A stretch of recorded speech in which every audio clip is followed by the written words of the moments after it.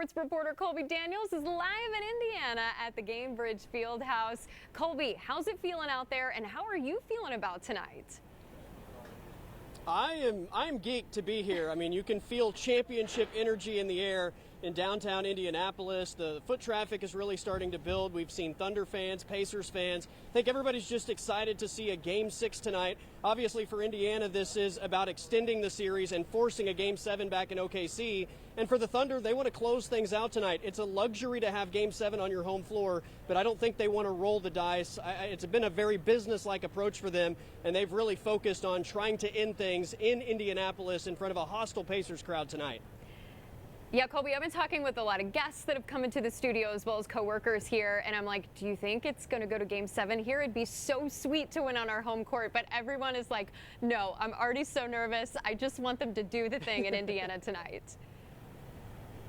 Yeah, I think there's a lot of anticipation that you know the Thunder can get it done tonight. Nobody has to sleep on 2 or 3 days of the Thunder losing Game 6 before a potential win or go home Game 7 scenario. And look, I think the Thunder have now won 2 in a row in this series. It kind of feels like they've turned a corner, especially with that Game 5 win. They've figured out some things, unlocked the puzzle, if you will, that is the Indiana Pacers. You pair that with potentially Tyrese Halliburton's injury. He was almost non-existent in Game 5.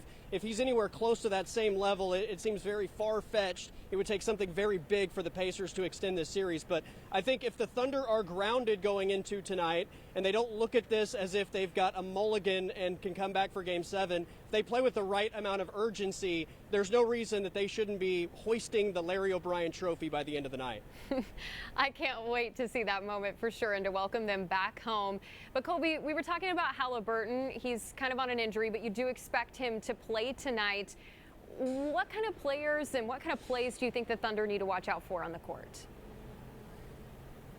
Yeah, it's interesting in terms of the overall preparation, because I think when you play the Indiana Pacers, the number one guy you have to stop is Tyrese Halliburton. As we saw in Game 5, he didn't make a field goal. His only points from the field came from the free throw line. Again, he was nearly non-existent. I don't know how well he's going to be able to move tonight. They have listed him as a game-time decision. In my experience, especially in a setting like this with a championship on the line, that means he's going to at least try to play and give whatever he has in the tank. If he were unable to go, I think they would just list him as out, and it wouldn't be up for debate.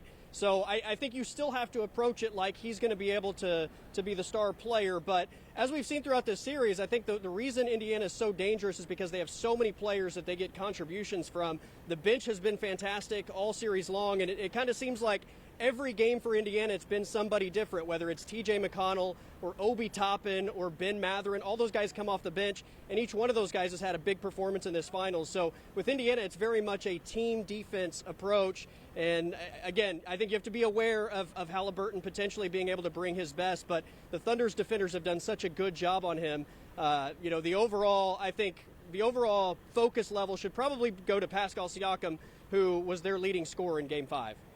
Yeah, Colby, so excited for tonight. It's going to be a big game. Can't wait to see how it all plays out. Thank you. It's going to be